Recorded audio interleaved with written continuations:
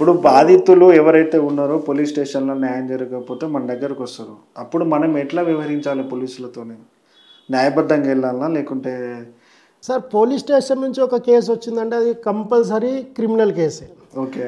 Civil కేసెస్కి ఏంటంటే legal notices and courts ఉంటాయి కాబట్టి సో అవి మ్యాక్సిమం మన దగ్గరికి రావు. అది ఏంటంటే సార్ అది కోర్ట్ కేసు చాలా డ్రాగ్ అవుతుంది, దాన్ని అవుట్ ఆఫ్ కోర్ట్ సెటిల్మెంట్ చేయించండి అని చెప్పేసి అలానే వస్తాయి తప్ప పోలీస్ స్టేషన్ నుంచి వచ్చినవి మనకు క్రిమినల్ కేసెస్. సో ఆ క్రిమినల్ అంటే ఇలాంటి కేసెస్ వస్తాయి.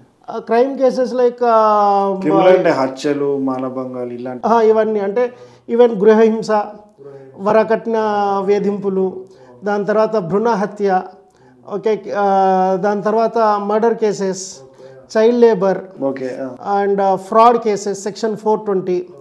సో ఇలా ఏంటంటే ఏదైతే క్రైమ్కి రిలేటివ్ ఉన్నా కూడా అక్కడ నుంచి మన దగ్గరకు వచ్చినప్పుడు జనరల్గా ఏంటంటే మేము కంప్లైంట్ చేసినా చాలా రోజులైనా కూడా ఇంతవరకు యాక్షన్ ఏం తీసుకోలేదని వస్తారు.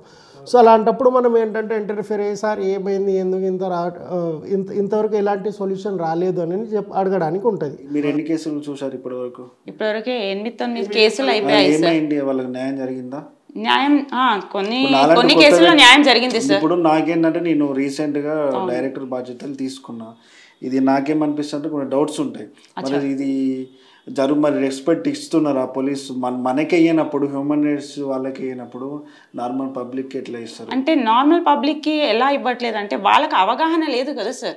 పబ్లిక్ కి అవగాహన లేదు కాబట్టి పోలీసులకు తెలియదు. తెలిసి ఉండాలి. ఎందుకు తెలియదు? పోలీసు వాళ్ళకి తెలిసి ఉండాలి కానీ వాళ్ళు అంటే వాళ్ళకి అగేన్స్ట్ గా పబ్లిక్ ఎవరైతే సమస్యను తీసుకొస్తున్నారో వాళ్ళకి అగేన్స్ట్ గా ఉంటున్నారు. 9 కేసులు అయిపోయినాయి మీరు వాదించిన.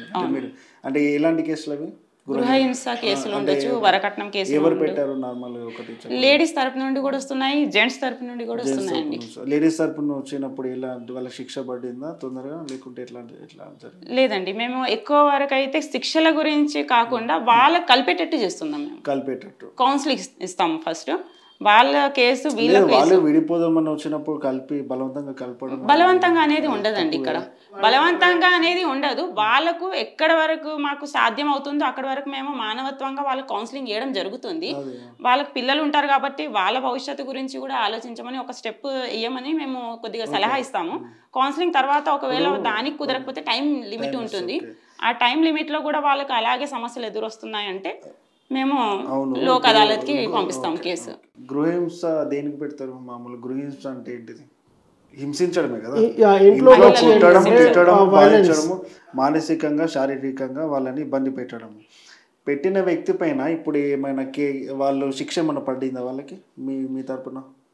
శిక్ష అంటే సార్ వాళ్ళకు రిమైండింగ్లో తీసుకోవడం కూడా జరిగింది. అయితే కొంతమంది ఏమో కొద్దిగా పర్లేదు, కొద్దిగా రియాక్షన్ బాగానే ఉంది వాళ్ళది. ఆ తర్వాత వాళ్ళు కొద్దిగా మంచిగా కౌన్సిలింగ్ తర్వాత వాళ్ళ పద్ధతులు మార్చుకున్నారు చాలా వరకు.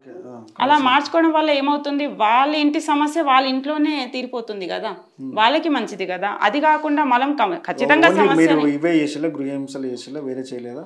Dowry cases, divorce cases, family cases అని అనేది. ఇంకా మీరు చెప్పినట్టు ఒక మహిళను చనిపోయింది, సూసైడ్ చేసుకుంది భర్త వల్ల, మర్డర్ కేసెస్ అయితే ఇంతవరకు నాకు రాలేదు సార్. లేదు, మర్డర్ కేసెస్ అయితే ఇంతవరకు రాలేదు. గృహహింస, డౌరీ కేసెస్, వరకట్న వేధింపులు, ఆడపిల్లలను సతాయించడం, ఇంకోటి వచ్చేసి చిన్న పిల్లలకి పెళ్లి చేయడం, మామూలు తప్పు ప్రచారాలు చేసేవాళ్ళు. నేను అనేది ఏంటంటే మనుషులు కొంతమంది సెన్సిటివ్ ఉంటారు. సెన్సిటివ్ ఉన్న మనుషులు ఏమవుతారంటే పోలీస్ స్టేషన్కి వెళ్ళి కంప్లైంట్ ఇస్తారు. ఇచ్చినప్పుడు ఆ పోలీసు వ్యక్తి కింద నుంచి పైగా దాకా చూసి అవతారాన్ని చూసి వాడు కొంచెం రిచ్గా వస్తే ఒక రెస్పెక్ట్, నార్మల్గా వస్తే ఒక రెస్పెక్ట్, ఇలా ఇస్తున్నారు. వాళ్ళు ఇష్టం వచ్చినట్టు రారీలు కొడుతున్నారు. రా కొట్టడం కానీ, ఏంద్రా స్టైల్ వేస్తున్నావు, ఇలాంటి ప్యాంట్లు వేసినావు ఏంది నువ్వు అని ఇలాంటి బ్యాడ్గా మాట్లాడుతున్నారు. అది తప్పే కదా. హ్యూమన్ రైట్స్ ఉల్లంఘించినట్టే కదా. మరి పోలీసులే కాపాడాల్సిన వాళ్ళే, హ్యూమన్ రైట్స్ని వాళ్ళే భద్రంగా చూసుకోవాల్సిన వాళ్ళే ఉల్లంఘించినప్పుడు నార్మల్ వ్యక్తులు ఉల్లంఘించడంలో పొరపాటు ఉంటుందా? అంటే ఎట్లా దీన్ని మనం ఎట్లా పరిష్కరించాలి? ఇదైతే తప్పుగా అనుకుంటున్నాను సార్. వాళ్ళు పోలీసు వాళ్ళు దుర్భాష మాట్లాడడం అయితే తప్పే, కాకపోతే అందరూ అలా ఉండరని అనుకుంటున్నాను. సెన్సిటివ్ పీపుల్ ఉంటారు. వాళ్ళు చాలా మనోవేదనకు గురవుతారు సైకలాజికల్గా. ఆ బాధతోని అసలు పోలీసులు అంటేనే చిరాకులు వేస్తుంది. పోలీస్ వ్యవస్థ పైన వాళ్ళు ఇంకా కసి పెంచుకొని వాళ్ళు వేస్ట్ అన్న దుక్ప్రోధానికి వెళ్ళిపోతారు వాళ్ళు. కాబట్టి ఏంటంటే ఇది మీరు ఎట్లా చూస్తున్నారు దీన్ని? మరి జనరల్గా అయితే మిస్యూజ్ ఆఫ్ పవర్స్ దాన్ని అయితే ఏ ఒక్కరైనా కానీ దాన్ని ఖండిస్తారు. సో దానికి ఏంటంటే ఆ విక్టిమ్ వాళ్ళు న్యాయం కోసం వాళ్ళ దగ్గరికి వెళ్ళినప్పుడు వాళ్ళు ఇలాంటి భాష యూజ్ చేయడం అది తప్పు.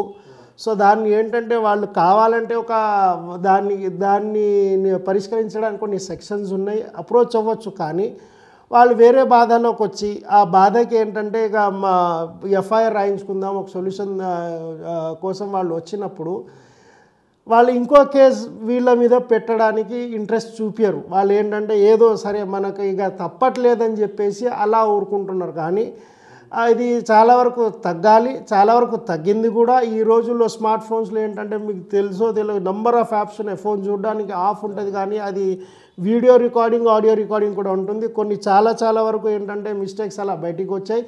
ఈవెన్ మనం చూసాము ఆ లాక్డౌన్లో కూడా పోలీసు వాళ్ళు ఏంటంటే వాళ్ళు అనవసరంగా కొట్టడం ఎప్పుడైనా ఏదైనా అంటే వాళ్ళు పోలీసు వాళ్ళు కూడా వేసిందే జనాలే కాపాడడానికే. కానీ ఓవర్ యూసేజ్ ఆఫ్ పవర్స్ అయినప్పుడు ఏంటంటే డెఫినెట్లీ ఆ వీడియోస్ ఏంటంటే సోషల్ మీడియాలోకి రావడం జరిగింది. ఇలా ఎప్పుడైతే ఏంటంటే ఎక్కడైనా అప్పుడైతే అది ఎమర్జెన్సీ సిచ్యువేషన్, మనం ఏంటంటే అప్పుడు పోలీసు వాళ్ళని తప్పుపట్టలేము. కానీ ఇప్పుడు ఎలాంటి సిచ్యువేషన్ లేనప్పుడు పోలీసు వాళ్ళు ఇలాంటి పవర్స్ మిస్యూజ్ ఓవర్ యూసేజ్ చేసేటప్పుడు దానికి మనం సోషల్ మీడియా చాలా వరకు అవుతుంది.